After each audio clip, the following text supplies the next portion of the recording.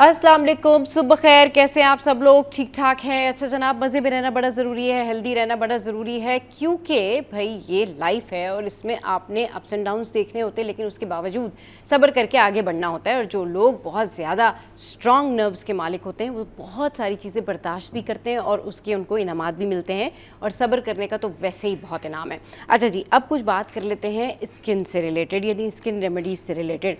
आजकल बहुत ज़्यादा ट्रेंड में भी है ऑयली स्किन। इसके अलावा जितनी भी एक्सपर्ट्स हैं वो भी ऑयली स्किन से रिलेटेड बहुत डिस्कस करते हैं, क्योंकि ज़्यादातर लोगों की स्किन जो है वो ऑयली होती है और वो इस मौसम में बहुत ज़्यादा परेशान होते हैं कि वो अगर बाहर जाना चाहते हैं, अगर उनको अपनी ऑयली स्किन से जान छुड़ानी है या अपनी स्किन पे जो मौजूद ऑयल है उसको कम करना है, तो उसके लिए क्या करें। तो भाई उसके लिए जो है एक रेमेडी है मेरे पास, जो कि ऐसी रेमेडी है कि आपके किचन में ही मौजूद है। यानी कि आपको बहुत सारे पैसे खर्च करने की ज़रूरत नहीं है, महंगे महंगे मास्क लेने की ज़रूरत नहीं है, महंगा ट्रीटमेंट कराने की ज़रूरत नहीं है। बस आपने क्या करना है, आपने लेना है बेसन, दही और फिर उसमें मिलाना है गुलाब का अर्क। जी हाँ, ये रेमेडी जो मैं आपके साथ में शेयर करने जा रही हूँ ये कुछ इस तरीके से है कि आपने अच्छे से पहले फेस वॉश कर लेना है।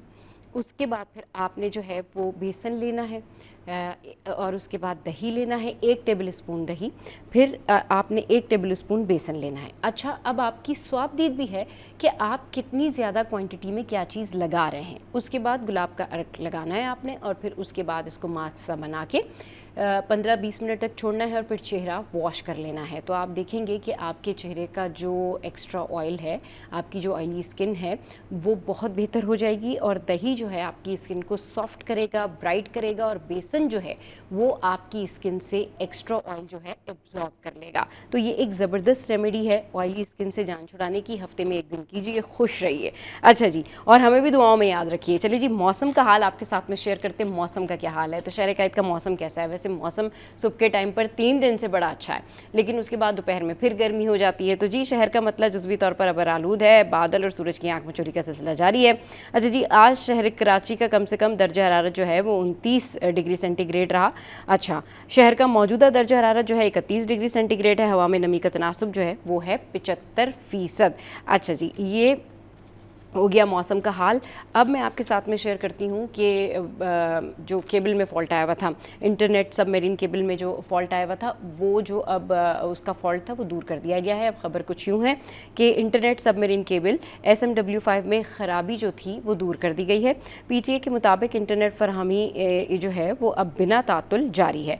अच्छा, क्या हुआ था कि इससे पहले जो है सबमरीन केबल में ख़राबी के बायस इंटरनेट ट्रैफिक में तातुल आया था, जिसकी वजह से सार्फिन को सर्विस के मेयार और कनेक्टिविटी में कमी का सामना था। और अब जो है वो ये जो कनेक्टिविटी है ये बहाल कर दी गई है। और कहा यही जा रहा है कि इस दौरान इंटरनेट ट्रैफिक को मुतबादिल बैनुल-अक़वामी रवाबित के ज़रिए मुंतकिल किया जा रहा था, जिस वजह से ये तात्तुल आया था। अच्छा जी, अब आगे बढ़ते हैं। एक और ख़बर आपके साथ में शेयर करते हैं। कोई भूल जाए लेकिन ट्रंप जो है वो नहीं भूलते। भारत के ज़ख्म वो ताज़े कर देते हैं और थोड़े थोड़े दिनों बाद जो है वो ज़रूर भारत को याद दिलाते हैं कि जी, जब इंडिया पाकिस्तान की जंग हुई थी तो याद है ना पाकिस्तान ने आप लोगों के साथ क्या किया था। बिल्कुल एक दफ़ा फिर से उन्होंने 11 तैयारों का जिक्र कर दिया है कि जो पाक भारत जंग थी, और उनका कहने का मतलब यही था कि पाकिस्तान ने जो है वो इंडिया के 11 तैयारे गिराए थे। अच्छा जी, अब एक दफ़ा फिर से जब ज़ख्म ताज़े हुए हैं तो ज़ाहिर सी बात है फिर भारतीय जो होते हैं ना वो आग बगोला हो जाते हैं और तरह तरह के रिस्पॉन्स जो हैं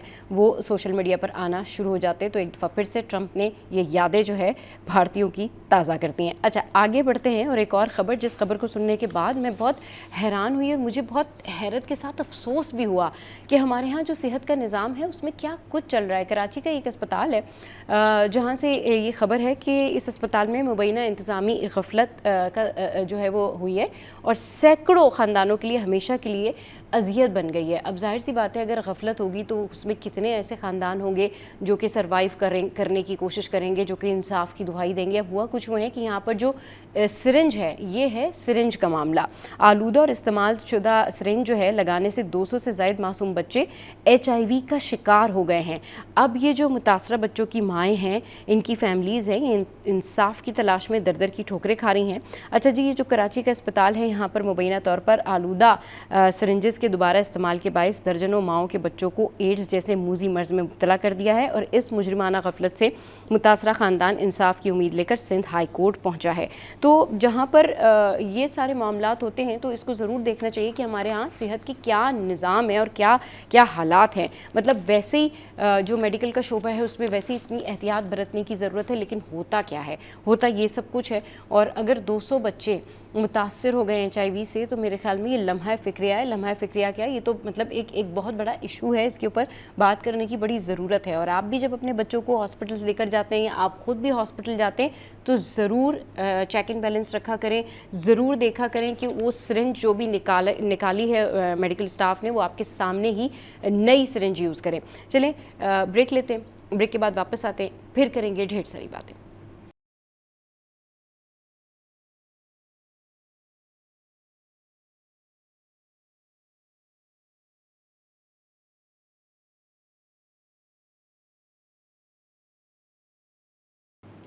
वेलकम बैक। अब बात कर लेते हैं हम उन लोगों के हवाले से जो कि सीनियर भी कहलाते हैं और जिनकी एज भी होती है, यानी एज्ड पीपल, हम उनके बारे में बात कर लेते हैं।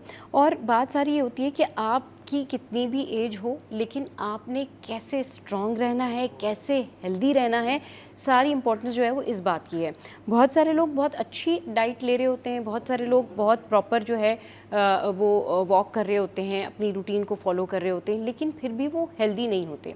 वो क्या मिस्टेक करते हैं, अपनी अर्ली लाइफ से ही जो है वो क्या चीज़ें खानी चाहिए, अर्ली लाइफ में ही जो है वो कौन सी फूड इनटेक होनी चाहिए, कैसा लाइफस्टाइल होना चाहिए। अब बात ये है कि यहाँ पर तो ये डायबिटीज़ हो या फिर ये किडनी इश्यूज़ हों या फिर ये UTI इन्फेक्शंस हो, ये बड़े कॉमन हैं।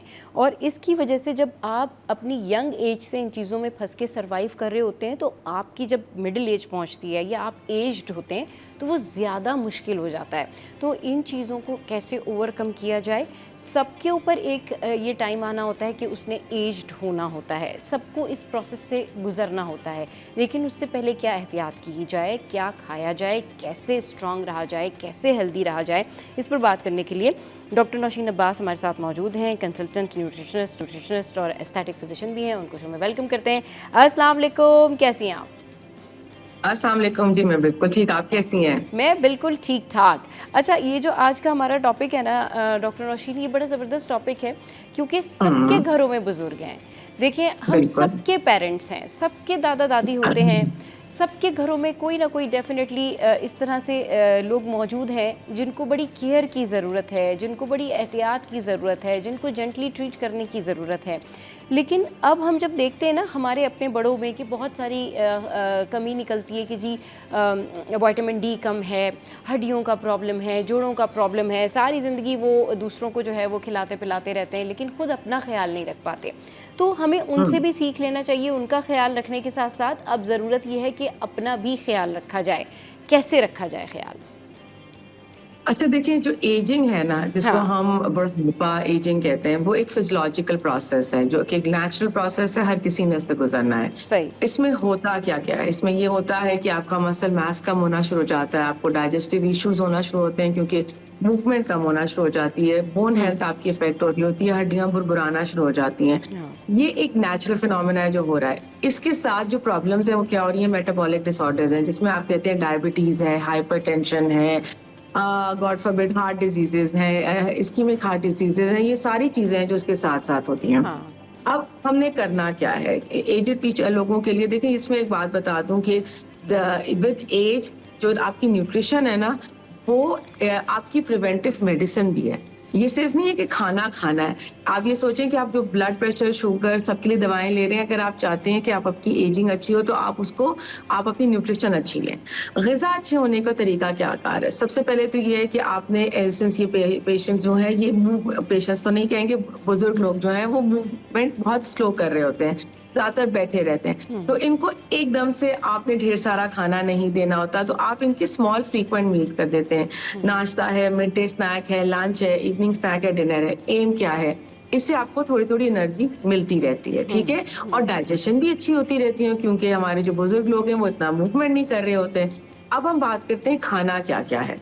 सबसे पहले खाने में देखिए मैंने आपसे बात की थी मसल मैस। आपने देखा होगा कि बुजुर्ग लोग जो है उनका जो गोश्त है वो वीक होना शुरू हो जाता है या उनकी ताकत कम होना शुरू हो जाती है। उसके लिए आपको उनको प्रोटीन्स देने हैं। अब प्रोटीन्स में क्या शामिल है? आपके पास मुर्गी है, आपके पास मछली है, मटन है, बीफ है, जो थोड़ा बहुत आप दे सकते हैं, अंडे हैं, योगर्ट है, मिल्क है, ये आपकी प्रोटीन हो गई। इसके बाद क्या होता है कि आपकी, जैसे मैंने बात की कि आपके जो है डाइजेस्टिव इश्यूज जो है वो आपको तंग कर रहे होते हैं, तो उसके लिए आप कोशिश करें कि ऐसी चीजें दी जाएं जो उनके गट हेल्थ को बेहतर कर सकें, या जिसमें आपके पास दही है, जिसमें आपके पास चीज है, वाइट चीज है, ये वो चीजें हैं जो आप गट हेल्थ को बेहतर कर रही होती हैं प्रोबायोटिक्स हैं इसके अंदर।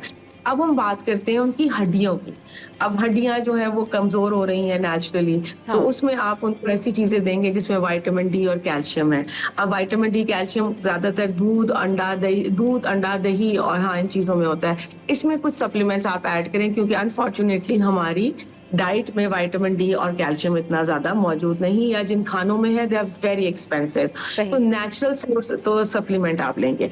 फिर हम बात करते हैं उनकी इम्यूनिटी के ऊपर, क्योंकि इम्यूनिटी वीक होना शुरू हो जाती है। जब उनकी इम्यूनिटी वीक हो रही है तो आपने कोशिश करना है कि आपने उनको विटामिन सी रिच चीजें देनी है, जिसमें लीमू, माल्टा, फ्रूट्स, ये सारी चीजें आपकी शामिल होती हैं। सही। I can go on and on. अगर आप बीच में कोई सवाल करना चाहता हूँ मुझे बता सकते हैं, क्योंकि एक लॉन्ग लिस्ट है जो कि हम उनको बिल्कुल दे रहे बिल्कुल, हैं। जिस तरह से हम डाइट के हवाले से बात कर रहे हैं, जिस तरह से हम ये बात कर रहे हैं ना कि कैसे जो है वो लाइफस्टाइल गुजारी जाए, क्या क्या चीज़ें दी जाएं, वही मुझे ये भी बताइएगा कि इन सारी चीज़ों के साथ मूड स्विंग्स जो होते हैं ना वो बहुत काउंटेबल होते हैं, क्योंकि वो थोड़ा एनोइंग हो रहे होते हैं। इस एज में उनको ये नहीं समझ में आ रहा होता कि नहीं ये खाना उनके लिए बड़ा ज़रूरी है। वो ये सोच रहे होते हैं कि नहीं ये बहुत सुकून की बात है कि हम सुकून से एक तरफ बैठे हुए हैं और इट इज़ फाइन इनफ।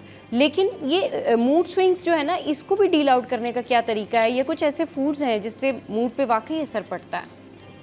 अच्छा देखिए, आपने जो बात की ना, इसमें चीज है कि अनोइंग नहीं होंगे, वो अनॉयड होंगे, यानी कि हाँ। उन्हें गुस्सा आ रहा होगा, वो किसी और को गुस्सा नहीं दिला रहे होंगे। सही। हाँ सही। एजी हो रहे होते हैं, हाँ इरिटेट हो रहे होते हैं। सही। अच्छा, कहते हैं ना बच्चा और बुजुर्ग बराबर। बराबर So होते हैं। we need to cater their emotional needs, we need to take their dietary needs, we हाँ need to take care of their presence also, ठीक है? सही। अच्छा, अगर आप कह रही हैं कि अगर वो इरिटेट हो रहे हैं, जी हो रहे हैं, तो उसमें आप ये बात याद रखिएगा, बहुत से बुजुर्ग लोग ना खाना प्रॉपर नहीं खा रहे होते। जी ये बिल्कुल। बिल्कुल ऐसे है कि जब बच्चा खाली पेट बहुत देर रहता है तो वो रोना शुरू कर देता है, बिकॉज उसकी एक्सप्रेशन लैंग्वेज है ही रोना, क्योंकि वो बता नहीं सकता। इसी तरह बुजुर्गों की एक्सप्रेशन लैंग्वेज, क्योंकि वो कुछ चीजों से लड़ भी रहे होते हैं, they don't want to make other person uncomfortable, तो आपने उनका ख्याल रखना है कि आपने देखा कि आया वो डाइट में क्या ले रहे हैं। मैंने आपको जैसे बताया कि वो जो काम हम और आप बहुत आसानी से कर सकते हैं, उनके लिए करना मुश्किल है, तो वो उनके लिए चैलेंजिंग हो जाता है। ये मैं पहले कर सकता था, आपने तो उसमें आपने उनकी डाइट जरूर देखनी है। कार्ब्स की मैं बात करी थी, आपने इससे बात की, जी जी बिल्कुल, कार्बोहाइड्रेट कार्ब्स। हाँ डाइट से ना निकाल। हाँ, हाँ। कार्बोहाइड्रेट्स में रोटी है, चावल है, ब्रेड है, ये वो चीजें हैं जो उनको प्रोलॉन्ग टाइम तक एनर्जी दे सकती हैं, उनके मूड को स्टेबलाइज कर सकती हैं। अच्छा, साथ में अब ये है कि एक बात याद रखिएगा कि सिंस द मोमेंट बुजुर्ग लोग डायबिटिक या हाइपरटेंसिव होते हैं, तो we intend to give them most of the time कि उनका खाना बहुत ही परहेजी बनना शुरू हो जाता है। Yet I do not disagree, आप दें उनको परहेजी खाना, बट आप उनको इंक्लूडेड रखें। आप समझ रहे हैं कि उनको ये ना फील हो कि जो मेरा खाना है ये मरीजों वाला है और जो उनका खाना है सब नॉर्मल खाना खा रहे हैं। जैसे मैंने मेंशन किया, कार्बोहाइड्रेट्स दें, प्रोटीन्स दें, उनका आपने फूड भी उनको देना है, आपने उनकी इम्यूनिटी भी बिल्डअप करनी है। तो ये वो चीजें हैं जो उनके मूड को बैलेंस आउट रखेंगी, उनको फीलिंग ऑफ इंक्लूजन आएगी, और उनको अपने साथ रखें, मतलब कि इंक्लूडेड रखें। बिल्कुल, इंक्लूडेड रखना बड़ा ज़रूरी है। अच्छा, अब जिस तरह से हम बात करें ना कि पेरेंट्स की कैसे टेक केयर की जाए या उनको क्या क्या डाइट दी जाए, इसके अलावा भी बताइए कि क्योंकि उनकी एक पूरी ज़िंदगी वो गुजार चुके होते हैं, और वो ज़िंदगी के जिस फेज़ में होते हैं वहाँ पर उनको रिलैक्स करने की ज़रूरत होती है, वहाँ पर उनको टेंशन और ये सारी चीज़ों की ज़रूरत नहीं होती, और उनको एक अच्छा इन्वायरमेंट चाहिए। इसके साथ साथ अगर बाहर आउटिंग कराई जाए और उनको लेके जाया जाए तो इज़ दैट सेफ़? क्योंकि कुछ तो पेरेंट्स ऐसे होते हैं जो बिल्कुल हेल्दी होते हैं, फिट एंड फाइन होते हैं, चलते फिरते भी हैं, उनको जोड़ों की तकलीफ़ नहीं होती, उनसे चला भी जाता है, और माशाल्लाह से उनकी कमर जो है वो झुकी हुई भी नहीं होती। होती, लेकिन कुछ पेरेंट्स या कुछ बुजुर्ग ऐसे होते हैं जिनको वाकई बड़ा जेंटल केयर की ज़रूरत होती है। उनका कैसे ट्रीटमेंट किया जाए, उनके साथ कैसे जो है वो रहा जाए, क्योंकि उनको बात करने के लिए भी कोई एक चाहिए होता है। उनकी कोशिश होती है कि कोई एक हमारे साथ हो जो हर वक्त हमारी बात सुन ले।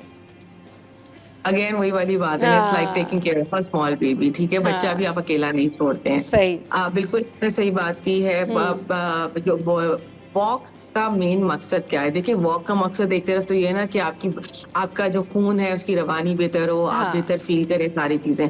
उसके साथ साथ एक बात याद रखिएगा, वॉक और एक्सरसाइज आपको हैप्पी हॉर्मोन्स देते हैं। हैप्पी हॉर्मोन्स हर किसी को चाहिए होते हैं। सो सही। हैप्पी हॉर्मोन्स हमारे जो बुजुर्ग लोग हैं उनको तो सुपर उनकी रिक्वायरमेंट है। आप उनको बेशक, अगर उनकी कोई ऐसी खुदा ना खास्ता प्रॉब्लम नहीं है, एनवायरमेंटल एलर्जीज है वो नहीं, तो ऑफ कोर्स एक बंदा, देखिए मैं और आप कितनी देर तक अंदर रह सकते हैं ना घर के अंदर। सही। वो ह्यूमन है और उन्होंने वो लाइफ गुजारी है जिसमें उनको किसी को कहना नहीं पड़ता था। You know they could go out, come in, सारा कुछ कर सकते थे।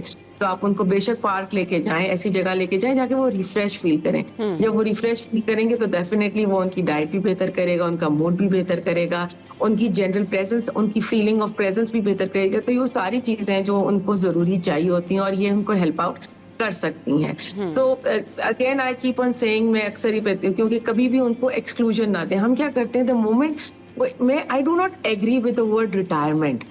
रिटायरमेंट है यस। ना, हाँ, that gives you a feeling कि आप शायद आप अलग हो गए। तो आपने उनको फीलिंग ऑफ रिटायरमेंट नहीं देनी, आपने उनको बताना है कि चलता रहेगा, सब चलता चीजें रहेगा। चलेंगी, थोड़ी मॉडिफिकेशन के साथ जिंदगी ऐसे ही चलती रहेगी। पानी का खास ख्याल रखना है। बुजुर्ग लोग पानी नहीं पीते क्योंकि उनको बार बार वॉशरूम जाने या वजू खत्म हो हाँ, जाने का खर्चा। तो पानी जो है उनका, उसका इनटेक का ख्याल रखें। कोशिश करें कि दिन में उनको ज्यादा पानी दें, रात में, ताकि उनकी नींद अफेक्ट ना हो। तो ये सही, वो चीजें हैं जो आप उनको साथ साथ देते रहते हैं। सप्लीमेंट्स जरूरी चाहिए होते हैं, क्योंकि सही। देखिए हमारी एज में ना वो सप्लीमेंट्स खत्म हो जाते हैं जो कि हमारी बॉडी में होते हैं। तो उसमें आप बात, सबसे पहले मैं बात करूं, जैसे मैंने विटामिन डी और कैल्शियम की ओमेगास, ओमेगा 3, ओमेगा 6, ओमेगा हुँ, 9, ये वो है जो कि मछली, कॉड ऑयल, इन सारी चीजों में होते हैं। लेकिन आप उनको सप्लीमेंट भी दे सकते हैं, क्योंकि एक टाइम होता है जिसमें आप नहीं एक्सेस कर पा रहे और वो मछली या वो चीजें आपकी, जैसे ब्रीडिंग सीजन आप नहीं दे रहे, तो आप उनको कॉड लिवर ऑयल कैप्सूल्स, ये चीजें साथ साथ दे सकते हैं ताकि उनकी इम्यूनिटी स्ट्रांग हो और वो बार बार बीमार ना हो। आपने यूटीआई की बात की थी शुरू में, याद यस। है? जी, जी, यस, बिल्कुल, बुजुर्ग हाँ, लोग बहुत फ्रीक्वेंटली यूटीआई का शिकार होते हैं। बहुत। जी, तो जी। उसमें ये है कि आपने उनके पानी के इंटेक का खास ख्याल रखना है, आपने उनके विटामिन सी के इंटेक का खास ख्याल रखना है। क्रैनबेरी प्रोडक्ट्स होती हैं, आप उनको उनकी डाइट में शामिल रखें। तो उससे क्या होगा कि वो यूटीआई का उनको यूटीआई उनको नहीं होगा और वो उस चीज से बचे रहेंगे। और क्योंकि मैंने आपको बताया कि बुजुर्ग लोग बाथरूम जाने से घबराते हैं, तो वाटर इनटेक अपना कम कर देते हैं। तो हाइड्रेशन इज वेरी इंपॉर्टेंट, ताकि वो फोकस भी रहें और उनकी बाकी चीजें, और जहाँ वो डायबिटिक होंगे, जहाँ वो हाइपरटेंसिव होंगे, अगर वो पानी नहीं लेंगे तो वो फिर अगेन डायबिटीज भी बढ़ सकती है और ब्लड प्रेशर भी बढ़ सकता है। ब्लड प्रेशर भी बढ़ सकता है। बिल्कुल ठीक कह रही हैं कि वाटर इनटेक जो है वो बड़ा बैलेंस रखना बड़ा ज़रूरी है। अच्छा, कुछ बुज़ुर्ग हज़रात या कुछ वालिदैन, कुछ जो ओल्ड एज के लोग हैं, वो ये करते हैं कि वो एक वक्त में खाना नहीं खाते। वो थोड़ा थोड़ा पोर्शन में खाना खाते हैं। अब घर वाले उस चीज़ को मिसअंडरस्टैंड कर जाते हैं। वो उनको लगता है कि नहीं, एक दफ़ा खाना खा लिया तो ठीक है, अभी दोबारा खाएंगे तो इनको कहीं ऐसा ना हो कि कोई प्रॉब्लम हो जाए, वॉमिट हो जाए, मैदा भारी हो जाए। इस चीज़ को बड़ा समझने की ज़रूरत है। और हमारे व्यूवर्स को भी बताइए कि अगर वो पोर्शंस में खाते हैं तो वो ज़्यादा नहीं खाते हैं, वो अपनी डाइट के अकॉर्डिंगली ही खाते हैं। लेकिन क्योंकि एक टाइम में उनसे नहीं डाइजेस्ट हो रहा होता, तो वो थोड़ा थोड़ा करके खा रहे होते हैं। तो इसको किस तरीके से डिवाइड कर दिया जाए, उनकी डाइट को जो है कैसे जो है वो समझा जाए कि किस वक्त में क्या चीज़ देनी चाहिए। क्योंकि वो तो उनके तो मूड स्विंग्स होते हैं ना, कि अगर नेक्स्ट एक दिन उठ के उन्होंने करी हमें तो नाश्ता ही नहीं करना, अच्छा ठीक है कर लेंगे, लेकिन वो अपनी मर्ज़ी से कोई ऐसी चीज़ खा रहे होंगे जो नाश्ते के टाइम नहीं खानी होती। तो ये कैसे मेंटेन किया जाए ताकि उनको रोज़ाना एक जैसी चीज़ भी नहीं मिले, कुछ चेंज भी मिले, like a children, you know, कि वो कुछ डिफरेंट चाहिए रोज़ाना, कुछ डिफरेंट ट्रीटमेंट चाहिए। तो किस तरह से क्या तो चीज़ें देखिए, दें? हाँ, जनरली जैसे मैंने बात की हाँ, कि आप जिसमें और आप है, जी हमारा जी। एक रूटीन है। हाँ हमारा एक दिन दिल नहीं चाह रहा नाश्ता करने का, तो that's very natural, let them be. हाँ। बहुत अच्छी बात है अगर वो छोटे छोटे पोर्शंस में खा रहे हैं, वो वैसे ही डाइजेस्ट नहीं कर पाएंगे अगर आप उनको बड़ा एक टाइम पे देंगे। सही। ये हमारे मैदे का साइज है, ठीक है। हाँ। देखिए ये चीज भी छोटी हो जाती है, कलाई भी छोटी हो जाती है, आपकी मुट्ठी भी छोटी हो जाती है। तो मैदा जो है वो भी श्रिंक होना शुरू हो जाता है, क्योंकि और चीजें भी डिफरेंस आ रहा है। तो वो अपनी रिक्वायरमेंट के हिसाब से कह रहे हैं, आप उनको ज्यादा पुश मत करें, उनको वो खाने दें जो वो खाते हैं, अनटिल और अनलेस उनका जो है ब्लड प्रेशर, शुगर या कोई और मेटाबॉलिक डिसऑर्डर नहीं अफेक्ट हो रहा है, या अपनी दवाइयां ना मिस करें। हम क्या करते हैं, हम बुजुर्गों को एज अ पेशेंट डील करना शुरू कर देते हैं, नॉट पेशेंट्स। दे नेचुरल वो पीपल, हाँ, जो ओल्ड एज में चले गए। हाँ। एजिंग प्रोसेस से गुजर रहे हैं, और हाँ। एजिंग प्रोसेस में सारी चीजें देखिए, मैं और आप when we have crossed our 30s, when we cross our 40s, our diet starts to get altered. हम हाँ। उतना नहीं खा पाते जो हम 20 साल की उम्र में खाते थे, या सही। 25 साल। सही। तो सिमिलरली इट्स एप्लीकेट कि आपके जो बुजुर्ग हैं उनकी भी डाइट चेंज हो रही है। तो support them emotionally, physically, mentally, and through your diet, and you will see they will be a totally different person. बिल्कुल। अच्छा, जिन लोगों को बहुत गुस्सा आता है ओल्ड एज में, वो उनके फैमिलीज उसको कैसे टैकल करें? क्योंकि वो तो नेचुरल है, वो तो हर किसी की डिफरेंट डिफरेंट नेचर होती है। कुछ लोग चुप हो जाते हैं, कुछ लोग ज़्यादा खाते हैं, कुछ लोग खाना छोड़ देते हैं, और कुछ लोग बहुत ज़्यादा अनोइंग होते हैं, बहुत ज़्यादा उनको थोड़ा सा गुस्सा आ रहा होता है या इरिटेट हो रहे होते हैं। कैसे डील आउट किया जाए? अच्छा, सो बेसिकली ये क्वेश्चन तो आपका एक साइकोलॉजिस्ट वाला है, जो कि मेरी फील्ड नहीं है, लेकिन हाँ, एटलीस्ट मैं न्यूट्रिशन के पार्ट से आपको बता न्यूट्रिशन के सकती हूँ। पार्ट से, यस। हाँ। तो वो बेसिकली ये है कि देखिए, पेशेंट का एजी होना, सारी चीजें हैं, मैं आपको पहले भी बताया था। जब बॉडी वैसे सपोर्ट नहीं करती, जैसे आपका माइंड भी वैसे आपको सपोर्ट नहीं कर रहा होता जैसे पहले कर रहा होता है, यंग एज या मिडिल एज या अडल्टहुड में, ठीक है। सो आपने एक तो उनकी जो चैलेंजेस है उसको एक्सेप्ट करना है। हम क्या करते हैं, unfortunately we try to overrule them, we try to tell our adults आपने ये करना है। अब आप देखना, जनरली मैं बात करूं, if I talk about my kids, Gen Z है वो, ठीक है। But for me, for them, I sometimes if I am doing something, तो वो उनके हिसाब से ठीक नहीं होता। तो they do not start criticising, but again as a parent, as a mother, मेरा काम ये बताना कि बेटा, I know what I am doing and I have been just doing because of that I asked you that question, because जब मेरे father इस problem में थे, तो मैंने जब डॉक्टर को कहा, तो उन्होंने कहा कि आप जो है, साइकेट्रिस्ट ने कहा, कुछ अच्छा खिलाएं, यानी हाँ, ऐसा कुछ बिल्कुल। खिलाएं जो हेल्दी हो, जो इनके मूड को बेहतर करे। कोई स्मूदी दे दें या कोई और चीज़ ऐसी दे दें जो अचानक से, अगर इनको गुस्सा आ रहा है, तो डील आउट करने का तरीका ये है कि कूल डाउन करके आप उनको कोई भी ऐसी चीज़ खिलाएं, या कोई भी ऐसी चीज़ दें जिससे वो रिलैक्स मोड में आए। क्योंकि ना तो आप इस एज में उनको कहीं बाहर ले जा सकते हैं, ना रनिंग करवा सकते हैं, ना ही आप सडन उनको कह सकते हैं कि ठीक है, बड़ी अच्छी को मूवी लगी है, आप देख लें। वो उस तरफ नहीं आते। तो उनके पास 2-3 चीज़ें हैं, या खुद आप हैं, बैठ के बात कर लें, या फिर आप उन्हें कुछ अच्छा खिलाएं। तो उस सेंस में मैंने Absolutely. पूछा कि क्या हाँ। करें उस गुस्से को डील आउट करने के लिए, क्या करें फौरी तौर पर? ऐसी कौन सी फूड इनटेक है जिसको यूजुअली अगर ओल्डीज को दे दी जाए तो उनका मूड अच्छा हो जाए?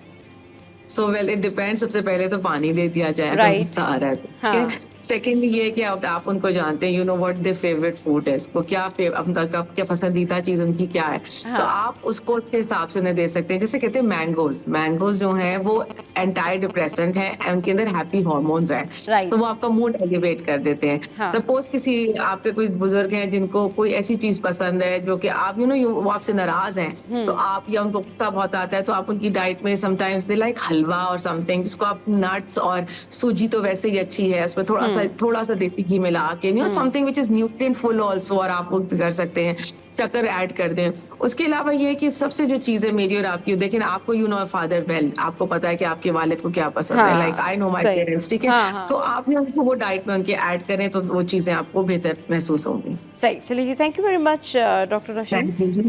For your time. ब्रेक लेते हैं, ब्रेक के बाद वापस आएंगे, फिर एक और पर्सनैलिटी से आपको मिलवाएंगे।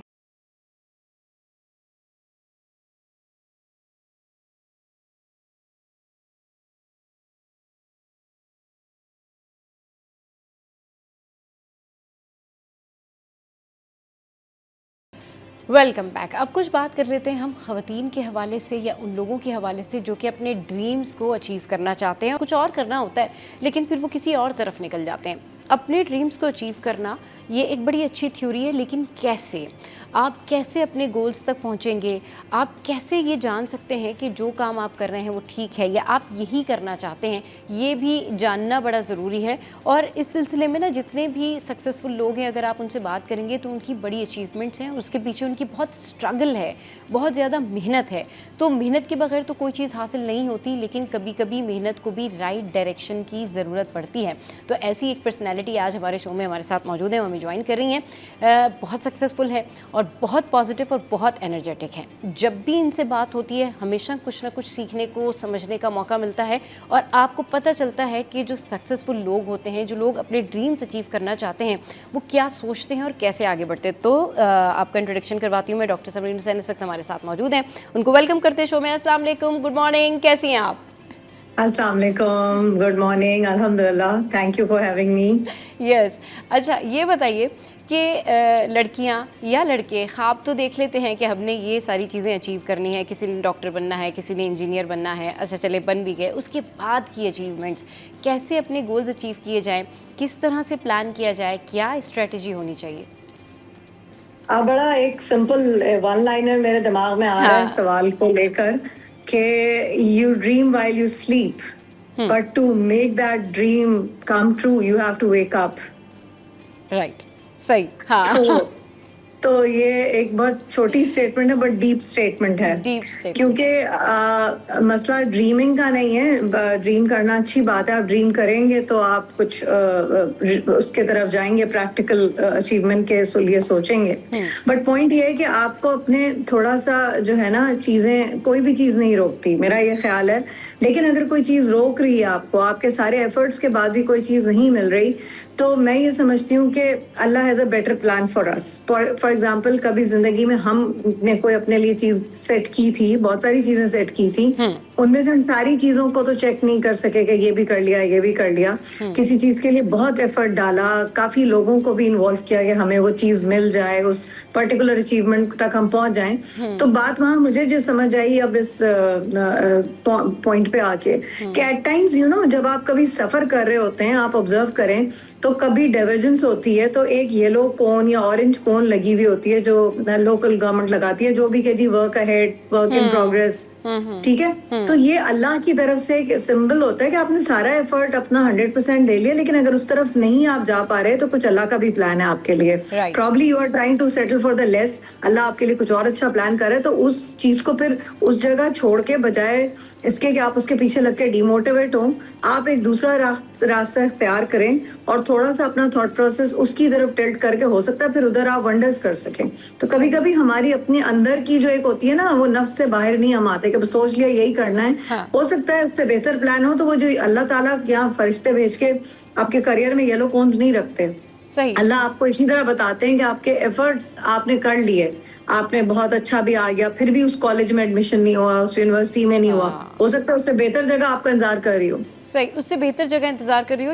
ये तो अल्लाह की रज़ा में राज़ी रहने वाली बात है। लेकिन अगर आपने जिस तरह कहा ना कि भाई आपने अपना पूरा एफर्ट कर लिया, लेकिन उसके बावजूद अगर कुछ चीज़ें आपके हाथ में नहीं हैं, तो उस पर आपको फिर ये सोचना चाहिए कि मज़ीद कुछ बेहतरी होने वाली है आपकी ज़िंदगी में। अच्छा, जब स्ट्रगल के दौर में कोई भी इंसान, कोई भी लड़की लड़का, कोई भी स्ट्रगल के फेज़ में होता है, तो जाहिर सी बात है उसको बहुत सारे चैलेंजेस फेस करने पड़ते हैं। सबसे बड़ा चैलेंज तो वो ये होता है उसकी सराउंडिंग में, जो उसके अगर हल्का अहबाब हैं, जो अगर फ्रेंड्स हैं वो बड़े पॉजिटिव हैं, तो वो कहीं ना कहीं उनके साथ चल के कोई ना कोई मंजिल पा लेते हैं। लेकिन अगर आपका सर्कल बड़ा नेगेटिव हो तो बहुत प्रॉब्लम होती है आपको उसमें से निकल के आगे जाने के लिए। वो कैसे हैंडल किया जाए प्रेशर, उसके लिए क्या स्ट्रेटेजी होनी चाहिए इंसान की अपनी, क्योंकि इतने तो किसी के भी स्ट्रॉन्ग नर्व्स नहीं होते शुरुआत में कि वो जो है ना वो खुद अपने तौर पे फैसला करें, किसी और की बातों में आप आ ही रहे होते हैं।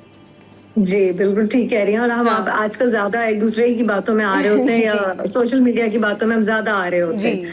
तो आप बिल्कुल दुरुस्त कह रही हैं। मेरा पॉइंट ये है कि देखें, आपके अगर सेट, एक तो होता है सक्सेस की बात हुई, एक होते हैं गोल्स। आप पहले अपने गोल सेट करते हैं, क्योंकि गोल्स के बाद ही आप सक्सेस को क्लेम कर सकते हैं। सक्सेस आप खुद नहीं बताते कि आप सक्सेसफुल हैं, सक्सेस आपको लोग बताते हैं कि आप सक्सेसफुल हैं, लेकिन गोल्स आप खुद सेट करते हैं और गोल्स आपको पता होते हैं मैंने अचीव किए या मैंने अचीव नहीं किए।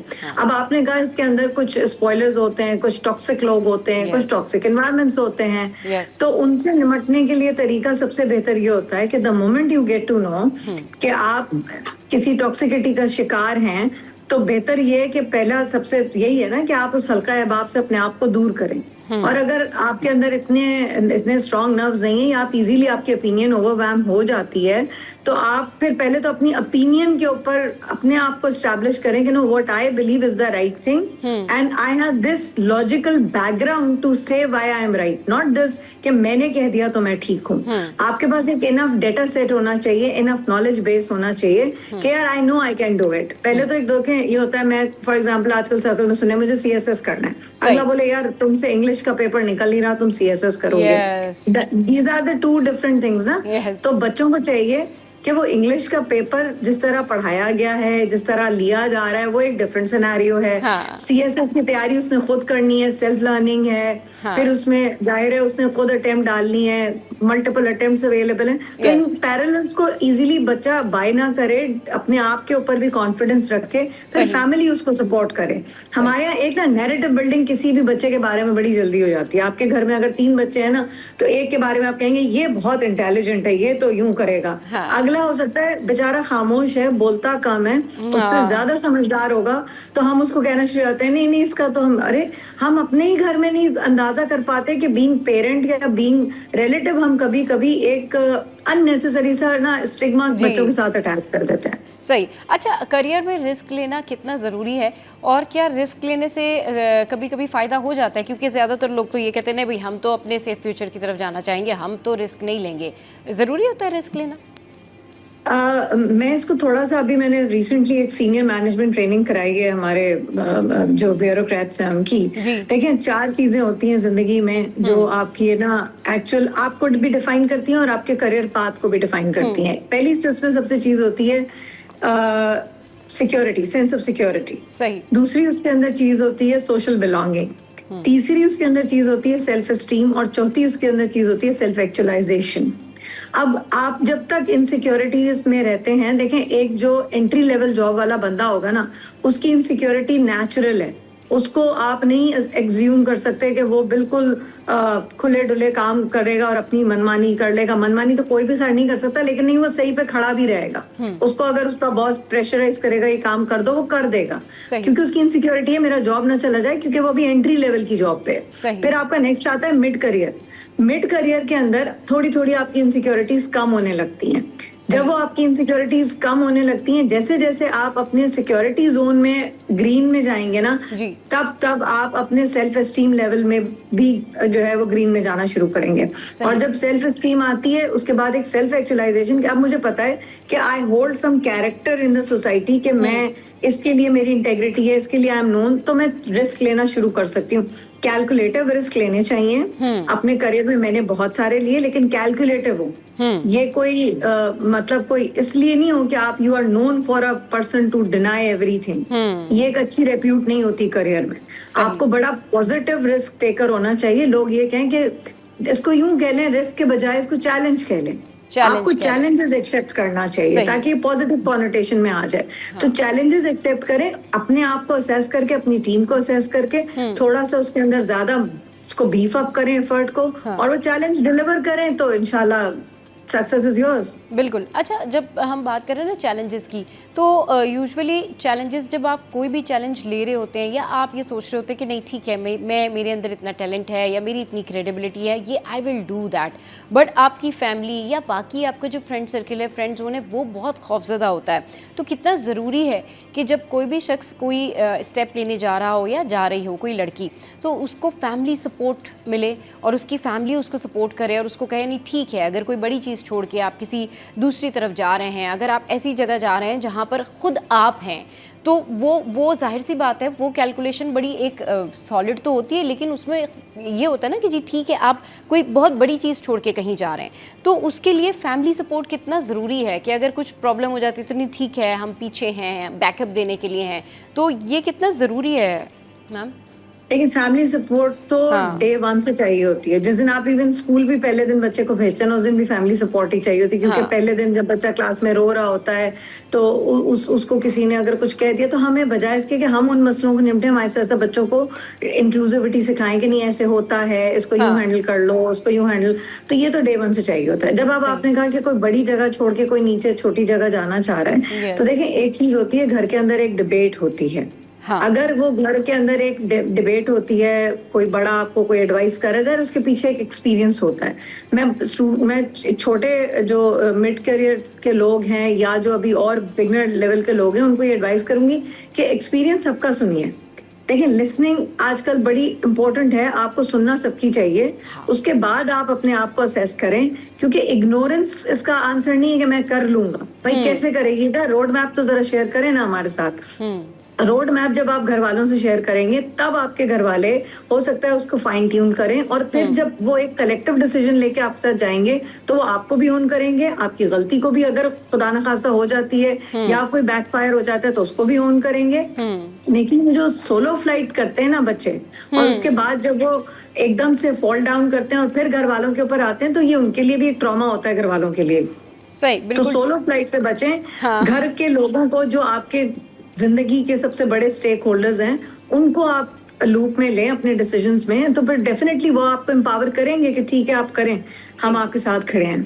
सही। अच्छा, टीचर्स का कितना अहम रोल होता है? मतलब पेरेंट्स के बाद, फैमिली के बाद, जब कोई भी जगह, कोई नई जगह आप जाते हैं, तो वहाँ पर या तो आपका कोई लीडर हो या टीचर हो, वो अगर बहुत पॉजिटिव है, वो बहुत अगर एनर्जेटिक है, तो आपको लगता है कि नहीं ठीक है, मैं लाइफ की बिल्कुल पॉजिटिव बात पर हूँ, मैंने बिल्कुल सही डिसीजन लिया है, तो टीचर्स या गाइडर्स या फिर लीडर्स कितना अहम रोल प्ले कर सकते हैं?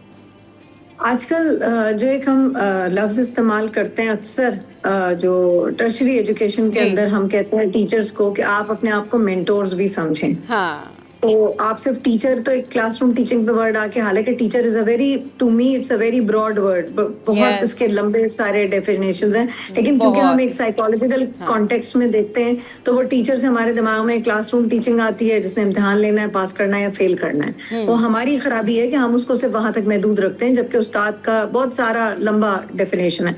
बट हम उसको मजीद मैग्नीफाई करने के लिए जो टीचर ही का एक एट्रीब्यूट होना चाहिए, मेंटोर, उसको अब हम सेपरेटली उसको हम एक डिफाइन कब करते हैं कि आप बच्चों के मेंटोर भी हैं। आप उनको उनके, अच्छा, फिर जब से आउटकम बेस्ड एजुकेशन का काम शुरू हो रहा है, तो उसमें बच्चों पे ग्रेजुएट एट्रीब्यूट्स के लफ्ज होते हैं। तो ग्रेजुएट एट्रीब्यूट 12 होते हैं, 9 होते हैं, 10 होते हैं। हर बच्चा वो 10 के 10 या 12 के 12 में चैंपियन नहीं हो सकता। तो ये एक टीचर को पता होता है कि वो किस अपने एट्रीब्यूट में कहाँ उसकी स्टैंडिंग है, कहाँ वो अबव एवरेज है, कहाँ वो एवरेज है, कहाँ वो आउटस्टैंडिंग काम कर रहा है। तो हम उन बच्चों को उन ग्रेजुएट एट्रीब्यूट्स के बारे में अवेयर करें कि बेटा तुम्हारे अंदर के ट्रेड्स ये हैं, तुम एक अच्छे मार्केटियर बन सकते हो, ऑल्दो तुम इंजीनियर हो, मगर तुम एक अच्छे किसी इंजीनियरिंग कंपनी में किसी कम्युनिकेशन वाले या पीआर रिलेशनिंग वाले काम में जा सकते हो, तुम यूं कर सकते हो। मतलब तो वहाँ एक टीचर मेंटोर का रोल जो है ना, वो एक कैलकुलेटिव डेटा एनालिटिक्स के ऊपर डिपेंड करता है, जिसमें वो बच्चे को बता सकता है। बाकी जो एक चीज ये कि आप कहें कि बच्चे को करियर डेफिनेशन आज के जमाने में मैं कहूँ कि कोई भी दे सकता है। जब वो एक यूनिवर्सिटी लेवल पर आता है ना, तब तो उसने चूज कर लिया कि उसने क्या बनना है। सही। ठीक है। अब स्कूल लेवल पे हमारे यहाँ जो काउंसलिंग्स होती हैं, उनको स्ट्रॉन्ग करने की जरूरत है कि अब प्रोफेशंस इतने ज्यादा बढ़ गए हैं और हर प्रोफेशन की डिग्निटी है। एक ये हम किसी को नहीं डिसाइड कर दें कि तुम ये बन गए तो बहुत अच्छे हो, ये बन गए तो खराब हो। हर प्रोफेशन की एक डिग्निटी है, चाहे आप मीडिया साइंसेज में जा रहे हैं, चाहे आप ह्यूमन साइंसेज में जा रहे हैं, लाइक मैथ्स केमिस्ट्री पढ़ रहे हैं या कुछ और पढ़ रहे हैं, उर्दू लिटरेचर भी पढ़ रहे हैं, तो उसकी एक डिग्निटी है। लेकिन आप उसको ये गाइड करें कि अगर आप उर्दू लिटरेचर पढ़ते हैं तो आपका जॉब स्कोप ये है, एंटरप्रेन्योरल साइड ये है, हाँ। इसमें इतना टाइम लगेगा आपको कुछ अचीव करने में, ये पढ़ते हैं तो ये टाइम लगेगा। सो बच्चे को एक अवेयरनेस हो कि मैं जो भी चूज कर रहा हूँ उसका ये एक टाइम आउटकम जो है उसका आउटकम ये आएगा। बिल्कुल अवेयरनेस होनी चाहिए। जब हम अचीवमेंट्स की बात करते हैं तो ये सारी चीज़ें होनी चाहिए। आपका वर्क हार्ड और आपने उसके ऊपर कितना होमवर्क किया हुआ है, आपकी अवेयरनेस क्या है। बहुत शुक्रिया डॉक्टर समरीन आपके कीमती वक्त के लिए। बहुत मुफीद गुफ्तगू हुई। बात यही है कि कोशिश यही होती है कि ऐसा लोगों को गाइड किया जाए, और टीचर्स स्पेशली लोगों की ज़िंदगी में अहम किरदार अदा करते हैं। तो अपने टीचर्स की सुने, अपने घर वालों को लूप में लें और सबसे मशवरा करके अपनी ज़िंदगी के अहम फैसले लें, क्योंकि आपके लिए ये बड़ा ज़रूरी है कि आप अपने घर वालों को, टीचर्स को एतमाद में ज़रूर लें। इससे आपके जो फैसले हैं वो मज़ीद मुस्तहकम होते हैं, स्ट्रॉन्ग होते हैं, और अगर कोई प्रॉब्लम होती है तो वो आपको संभालने के लिए पीछे रेडी होते हैं। ब्रेक लेते हैं, हेडलाइंस ब्रेक के बाद वापस आएंगे, फिर मज़ीद पर्सनैलिटीज़ से आपको मिलवाएंगे।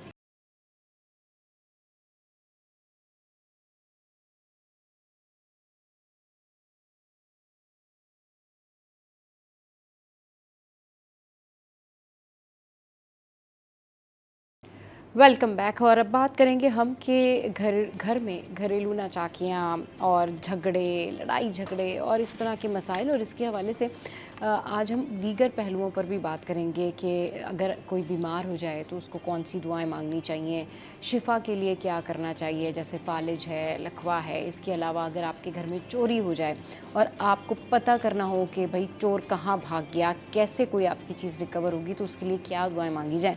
तो इस पर बात करने के लिए जो है ख्वाजा इरशाद फ़खरी साहब इस वक्त हमारे साथ मौजूद हैं। उनको वेलकम करते हैं। अस्सलाम वालेकुम ख्वाजा साहब, बहुत शुक्रिया आप हमारे शो पर आए। ख्वाजा साहब, शुरुआत करते हैं सेगमेंट की कि हर घर में कोई ना कोई परेशानी है। कहीं बेरोज़गारी है, कहीं पर बहुत ज़्यादा लड़ाई झगड़े हैं। अब घर में अगर सास नंदे हैं तो वो लड़ रही हैं, अगर हस्बैंड वाइफ हैं तो वो लड़ रहे हैं, अगर बच्चे हैं तो आपस में बच्चे बहुत ज़्यादा लड़ रहे हैं, वालिदैन हैं तो वो बहुत ज़्यादा आपको स्ट्रेस में नज़र आते हैं। तो घर में खैर व बरकत रखने के लिए क्या करना चाहिए?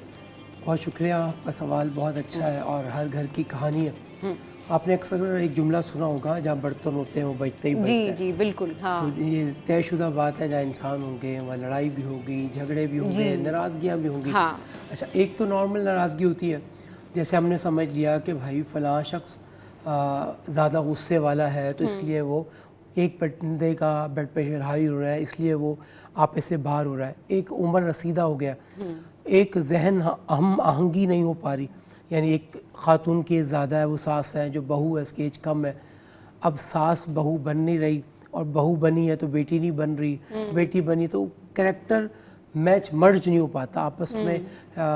बहू जो है वो कभी भी सास को वालदा बना नहीं पाती, अगर बना भी रही हो और बनाने की कोशिश भी कर रही हो तो वो वालदा वाली फीलिंग आ नहीं पाती, क्योंकि माँ जैसी प्यार मिल नहीं सकता।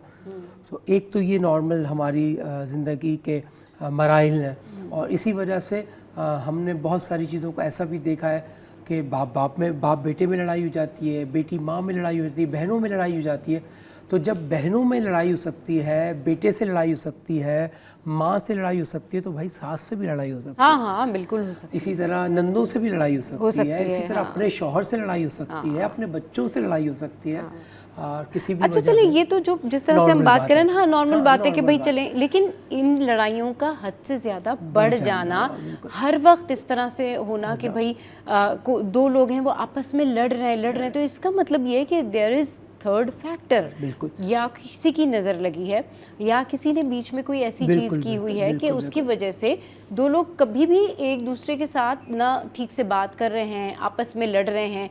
तो उसके लिए क्या करना चाहिए? कि मतलब आपने सुना होगा ना कि किसी भाई इनके घर वाले तो हमेशा लड़ते रहते हैं, तो क्यों लड़ते रहते हैं? मतलब क्या रीज़न क्या है? कोई रीज़न हो सकती है ना। अगर वो आदतन लड़ते रहते हैं या उनकी नेचर ऐसी है तो फिर तो उनको अपनी नेचर पे काम करने की ज़रूरत है। लेकिन अगर इसके कोई और फैक्टर्स भी हैं तो वो क्या हैं, वो कैसे दूर हों? जी, वो ये सारा सवाल से मुताल्लिक़ पहला हिस्सा हमने कवर किया, जिसमें हमने देखा कि नॉर्मल लड़ाइयाँ होती हैं और हो सकती हैं। अच्छा, अब आ जाए जिसका दूसरा हिस्सा है। एक घर है, उसमें जब आप सुनोगे ऐसे तमाशा लगा होगा जैसे अभी कत्ल कर देंगे, एक बात हो गई।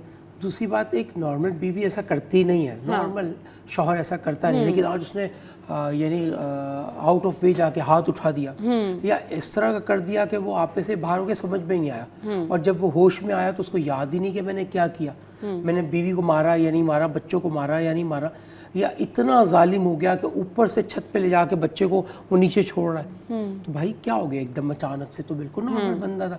या वाइफ में ऐसी हरकत आ गई, उसने शौहर पे हाथ उठा दिया, क्या वजह हो गई?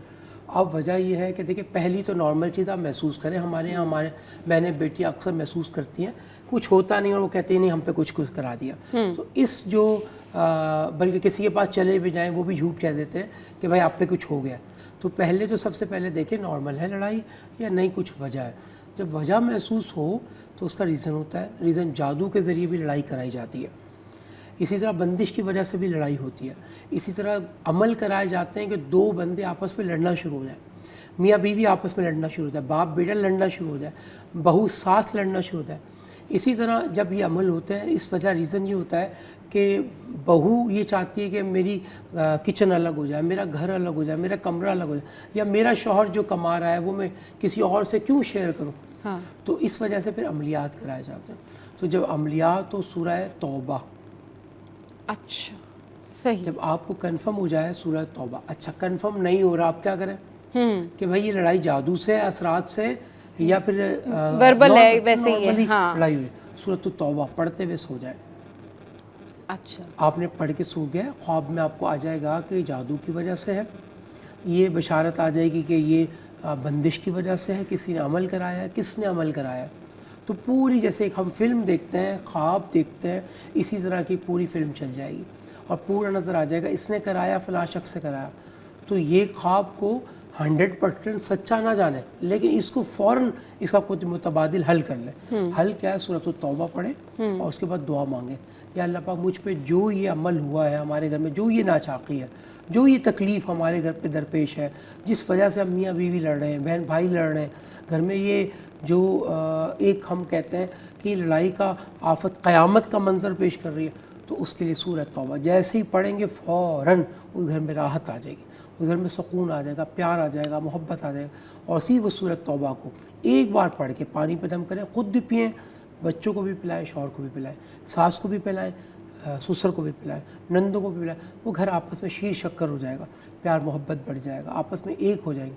अब एक घर ऐसा है जहाँ के तूफ़ान मचा हुआ है, वो लड़ाई ऐसी हो रही है, लग रहा है अभी गोली चल जाएगी, अभी कत्ल हो जाएगा, उसी वजह असरात होते हैं।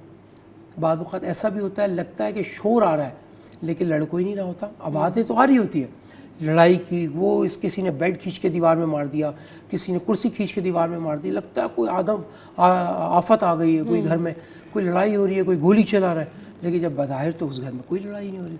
तो ये असरात होते हैं, सही, जो असरात होते हैं, और वो उनकी आवाज़ सिर्फ उस घर वालों को आती है या चंद मखसूस लोगों को आती है, दूसरे बंदे से आप पूछेंगे नहीं आएगी। अच्छा। अब जैसे उस बंदे को जिसको ये आवाज़ आई, अब वो बराबर में किसी से पूछ ले आपको आवाज़ आई है, हाँ। अगर वो कहे नहीं आई और ये मामूल हो जाए, हाँ। फिर उसी घर में चीज़ें गायब होना शुरू हो जाएंगी। अच्छा, यहाँ रखी थी, जैसे गिलास यहाँ रखा था, यहाँ से गायब हो गया, कप यहाँ रखा था, यहाँ से गायब हो गया। अच्छा, सामान बैग के बगैर रखा था, बैग के अंदर चला गया, बैग के अंदर रखा था, बैग से बाहर आ गया, ऐसा भी होता है? ऐसा भी होता है। तो इसका मतलब है कि उस घर में असरात है। तो अब असरात का भी हल क्या करेंगे? नहीं, अगर कोई चीज़ अपने बैग के अंदर रखी है तो बैग के बाहर भी, बैग से बाहर, जेब में पैसे रखे थे गायब हो गए, इवन कुरान पाक के अंदर या कुरान पाक के नीचे भी पैसे रखते हैं तो गायब हो जाते हैं। अब इसका क्या हाल है? सूरह तौबा, सूरह तौबा जैसे ही पढ़ेंगे इंशाल्लाह ये गायब होना बंद हो जाएंगे। सही, रोज़ाना पढ़ें, बहुत अच्छा है। नहीं तो कम से कम दिन में एक बार, पढ़ ना सके मोबाइल में डाउनलोड करके सुन लें। अच्छा, बहुत सुन ले, फ़ायदा होगा। जी जी जी, पढ़ेंगे तो फ़ायदा होगा, लड़ाई झगड़ा ख़त्म होगा, घरेलू नाचाकियाँ दूर होगी, असरात होंगे तो दूर हो जाएंगे, जादू टोना होगा तो ख़त्म हो जाएगा। सही। अच्छा, अब किसी के घर में चोरी हो जाती है और चोर कोई चीज़ लेके चले जाते हैं, तो अब लोग क्या होते हैं कि जाते हैं पुलिस में बताते हैं, क्या ऐसी दुआएं हैं कि वो जो चोरी हुआ सामान है वो मिल जाए, भागा हुआ चोर जो है वो हाथ आ जाए। माशाल्लाह, बहुत अच्छा सवाल है। देखिए कुरान पाक ने हमारी ज़ाहिरी और बातनी दोनों हयात में मदद की। जब हम सवाब की नीयत से पढ़ते तो सवाब मिलता है, और जब रूहानी अफादियत के लिए कोई काम करते हैं तो उसका भी कुरान पाक हमें रहनुमाई अता फरमाता है। अब देखें, अगर आपने चोर तलाश करना है कि मेरा जेवर चोरी हो गया, किसने किया? अब घर के लोग ही थे, बाहर का बंदा आया नहीं, मेरे रूम में तो बिल्कुल नहीं आता, और घर का ही बंदा आ सकता है, मासी मैंने कोई रखी हुई नहीं है, तो किसने लिया? अगर किसी पे लगाते तो कहेगा इल्ज़ाम लगा दिया। अब हल क्या है? आप सूरह इनाम पढ़ के सो जाइए। अच्छा, ये पढ़नी 7 बार है, पढ़ के सो जाइए और बात नहीं करनी। अच्छा, सूरह इनाम पढ़ेंगे, 7 बार पढ़ेंगे और फिर बात नहीं करेंगे और सो जाएंगे। आपको ख्वाब में पूरा चोर का नक्शा, चोर ने कहाँ उठाया सामान, कहाँ रखा और इस वक्त मौजूदा कहाँ है, चोर ने उठाया कहाँ से, रखा कहाँ से और इस वक्त कहाँ है, अपने पास रखा हुआ या बेच दिया है। बेच दिया तो उस वक्त की ज़ाहिरी कंडीशन क्या है? अगर सोना तो कहीं गला तो नहीं दिया गया, अगर जिस सुनारे को बेचा वहाँ से बिक तो नहीं गया, किसी और को तो नहीं छुपा तो नहीं दिया। तो यहाँ तक के घर का एड्रेस भी पता चल जाता है। अच्छा, सूरह इनाम। अच्छा, हाँ, किस घर में रखा है, हाँ, किस जगह रखा है। मिसाल के तौर पर उसने चुराया, अपने दोस्त के पास रख दिया, हाँ, तो दोस्त का भी पता चल जाएगा कि इस घर पे। बिल्कुल ऐसे पता चलेगा जैसे आप समझे कि वो शख्स फिल्म देख रहा हो, जैसे वो ज़ाहिरी बैठ कर देख रहा हो, इस तरह पता चलेगा। इसका एक तरीका ये है, आप एक पेपर लें, उसमें काली इंक लगा दें। जब काली इंक लगा दें, उस पर थोड़ा सा सरसों का तेल लगा दें और उसे देखते रहें और सूरह इनाम पढ़ते रहें, उसे देखते रहें और सूरह इनाम पढ़ते रहें, देखते रहें, सूरह इनाम पढ़ते रहें। इस तरह भी वो ज़ाहिरी पर्ची में भी अगर आपकी रूहानी ताकत अच्छी होगी तो आपको ज़ाहिरी पेपर में भी ये नज़र आ सकता है। अच्छा, सही। और अगर कम उम्र बच्चे पे करें, हाँ, जिसे हम वो हजरात बुलाना कहते हैं, अगर कम उम्र बच्चा है जो बालिग नहीं है, हाँ, और बच्चा नमाजी परहेज़ी अच्छा बच्चा है, पाक साफ रहने वाला बच्चा है, हाँ, उस पे भी ये अमल किया जा सकता है। वो बच्चा आपको बताएगा कि अब वो लेके यहाँ गया, ये बंदा है, इसको मैं पहचानता हूँ, इसने कपड़े ऐसे पहने, इस वक्त इसने यहाँ रखा है। और अच्छा? आप ऐसा जब वो चल गई हाज़िरी और आपने जब वहाँ जाके देखेंगे तो 100% आपको वहीं मिलेगा। अच्छा, ये मेरे तजर्बात का अमल है। सही। अच्छा, लकवा जिनको आ जाता है अचानक से, कोई हार्ट अटैक की सूरत हाल है बहुत या अच्छा सवाल है, बहुत अच्छा सवाल। सूरह आराफ, सूरह आराफ, अगर किसी को लकवा है तो कान के पीछे, गर्दन राइट ले या लेफ्ट, हाँ, ऐसे सलाम की तरफ फेरेंगे, ये जगह, इस पे ऐसे हाथ इस तरह थोड़ा प्रेस करते हुए सूरह आराफ पढ़ेंगे 7 बार। अगर वो खुद पढ़ ले तो बहुत अच्छा है, पढ़ा ना जाए तो डाउनलोड करके मोबाइल पे लगा ले, साथ साथ दोहराते जाए। तो जैसे जैसे करते जाएंगे लकवा होगा दूर हो जाएगा, फालिज होगा दूर हो जाएगा। अगर अमराज क़ल्ब है तो भी ठीक हो जाएगा। अच्छा, जी जी, दिल का हार्ट अटैक है, दिल में दर्द है रहता है, दिल की तकलीफ रहती है, खून गाढ़ा हो गया है, तो भी इंशाल्लाह इस अमल से फ़ायदा होगा। सही। अच्छा, अगर आपका कोई दुश्मन है और आपको ज़ाहिर है आपको नहीं पता होता, आजकल दुश्मन को मुंह पे तो नहीं आके बताते कि जी वी आर योर एनिमी, आप पीछे से ही दुश्मन होते हैं ना, लोग हसद करते हैं, तो उसके लिए क्या है? सूरह अनाम। अच्छा, सूरह अनाम पढ़ें। अच्छा, इसी तरह सेम सूरह अल-अनाम, जी जी, पढ़ते पढ़ते 3 बार पढ़ते पढ़ते सो जाएंगे, ख्वाबिदा आलम में आपको नजर आ जाएगा कि आप पे करने वाला कौन है। हाँ, अगर दुश्मन है तो वो क्या दुश्मनी कर रहा है। अब जैसे वो मिसाल के तौर पे अमलियात कर रहा है, तो आप कुरान शरीफ पढ़ें, आयतुल कुर्सी पढ़ें, अल्लाह पाक उसके हर जो शैतानी अमल है उससे महफूज रखेगा। अगर आपके ख़िलाफ़ वो साजिश कर रहा है, वो साजिश नाकाम रहेगी। और अगर वो कोई आपके लिए कोई जाल बिछा रहा है, कोई झूठ बोल रहा है, तो वो भी बेनकाब हो जाएगा, वो भी फिर बेनकाब हो जाएगा। अच्छा, रिस्क की बरकत के लिए क्या करें? जिन लोगों को जॉब्स नहीं मिलती, जिन लोगों के कारोबार में उनको बार बार नुकसान होता है, उसके लिए क्या? देखिए बहुत अच्छा सवाल है, और आजकल ये हमारे यहाँ बेरोज़गारी बहुत है। जी, तो जितने अहबाब भी सूरह वाक़या मुल्क से बाहर जाना चाहते हैं तो भी, मुल्क में रहकर जॉब तलाश करना चाहते हैं तो भी, मगरिब के बाद एक बार तो सुन्नत रसूल है, बहुत अजर है, बहुत सवाब है, बहुत हदीस पाक में इसकी तारीफ़ आई। और अगर इसकी तादाद में इजाफ़ा कर लिया जाए, 1 से 7 बार पढ़ लिया जाए, तो मेरा अमल ये मामूल का है कि उसे 7वें दिन के अंदर अंदर उसे रोज़गार बसर रोज़गार हो जाएगा। अच्छा, अगर एक नशिस्त में बैठ के, एक नशिस्त में बैठ के 7 बार पढ़े, बावज़ू पढ़े, बाद नमाज़े मगरिब पढ़े, बाद नमाज़ मगरिब एक नशिस्त पे बैठ के अगर पढ़ा ना जाए तो मोबाइल में डाउनलोड करके साथ साथ पढ़ता जाए, सही। ताकि उसमें आराब की गलती ना हो सके। सही। और साथ पढ़ रहा होगा तो बहुत अच्छे से पढ़ा जाएगा,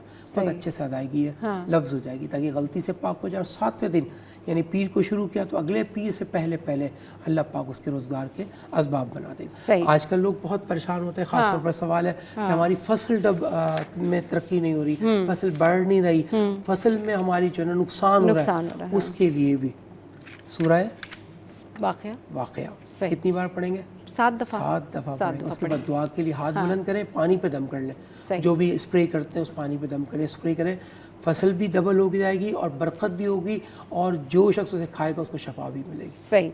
बहुत शुक्रिया ख्वाजा साहब, आप हमारे शो पर आए। बात वही है कि बस अल्लाह को याद रखें, और इन तमाम तर चीज़ों से आपको बहुत फ़ायदा होता है। जब आप ये सूरतें पढ़ते हैं और दुआएं मांगते हैं तो इससे आपके लिए बहुत बेहतरी होती है, आपके घर में खैर व बरकत होती है। तो हमें भी दुआओं में याद रखें। शो का टाइम एंड अप हो गया है। आज का शो कैसा लगा बताइएगा हमारी सोशल साइट पर। हंसते रहिए, मुस्कुराते रहिए, इर्द गिर्द लोगों का ख्याल रखिए और हमारा शो देखना मत भूलिए।